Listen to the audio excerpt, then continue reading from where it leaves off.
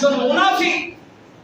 এই মুনাফিক তখন করলো কি, মুনাফিক তখন দেখে নিল উবাইদুল্লাহ ইবনে জিয়াদকে বলল, স্যার এই যে শিকার পেয়ে গেছি আমরা হাতে। মুনাফিকটার নাম মনে রেখে, উবাইদুল্লাহ ইবনে জিয়াদ, এই মুনাফিকটার নাম হলো শিমার। আর শিমার এবার মানে শক্তি এবং বুদ্ধি যোগাচ্ছে, উবাইদুল্লাহ ইবনে জিয়াদের শক্তি যোগাচ্ছে, কিন্তু গভর্নর ছিলেন। আর এই মুনাফিকটা ছিল শিমার। এই শিমার এখন বারবার বলছে যে ওকে আর ছেড়ে দেওয়া যাবে না। এখন যখন হুসাইন রাদিয়াল্লাহু আনহু গ্রেফতার হয়ে গেলেন, মানে সামনে বাধা পড়ে গেল, কাটা পড়ে গেল, দেওয়াল দিয়ে দেওয়া হলো, তার মানে হুসাইন তুমি থামো, এখান থেকে আর সামনে যেতে পাবে না, তার মানে ইয়েজিদের সঙ্গে তোমার মোকাবেলা দেখা সাক্ষাৎ হবে না।